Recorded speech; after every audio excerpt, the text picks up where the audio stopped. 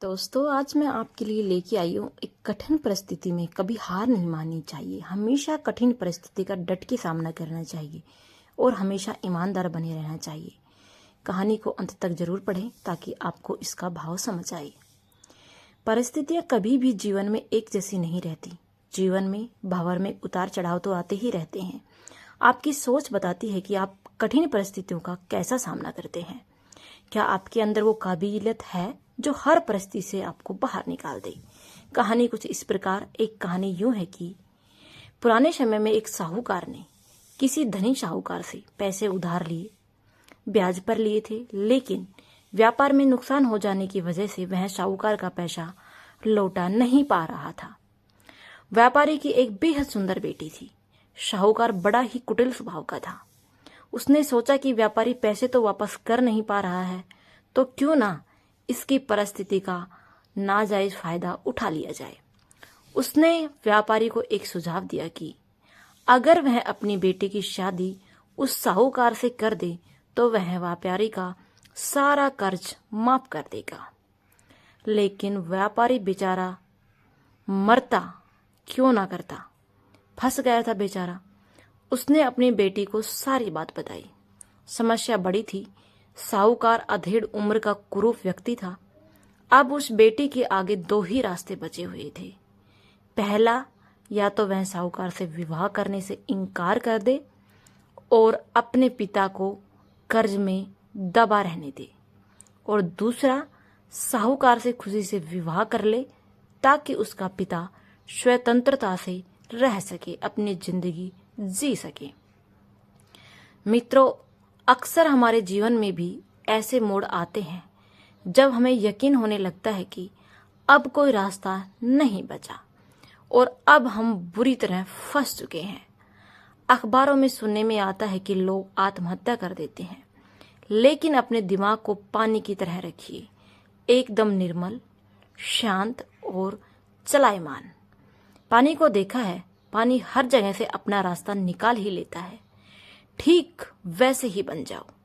आगे देखिए क्या होता है। लड़की ने क्या फैसला लिया।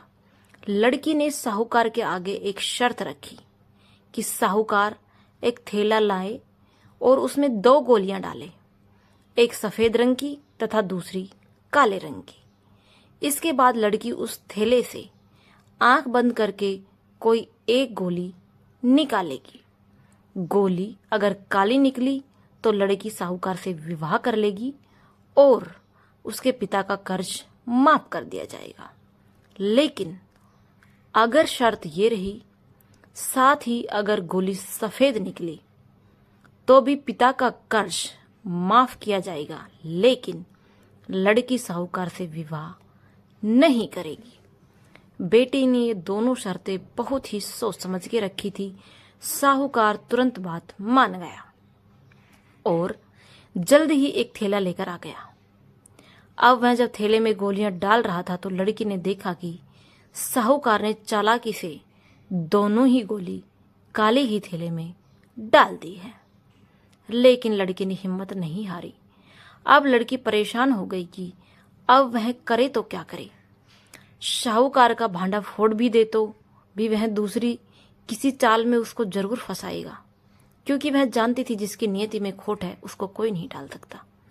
लड़की कुछ सोचकर आगे बढ़ी और उसने थैले से एक गोली निकाली और गोली बाहर निकलते ही उसे हाथ से छिटक दी, जिससे गोली नाले में जा गिरी। लड़की बोली, माफ करना साहब, गोली मेरे हाथ से छिटक गई, लेकिन चिंता की कोई बात नहीं। थैले में अभी दूसरी गोली भी तो होगी, उसे देख लेते हैं। अगर गोली काली निकली तो मैंने सफेद गोली उठाई होगी, और थैले में गोली सफेद निकली तो मैंने काली गोली उठाई होगी। व्यापारी ने थैले में हाथ डाला तो देखा कि काली गोली निकली। व्यापारी बोला, आहा बेटी, थैले में काली गोली बची है, इसका मतलब तुमने सफेद गोली चुनी थी। बेटी बोली, जी हाँ। साहूकार बेचारा बोलता भी क्या, अगर बोलता तो चोरी पकड़ी जाती। इस प्रकार पिता का कर्ज भी माफ हो गया और बेटी ने भी अपनी रक्षा भी कर ली।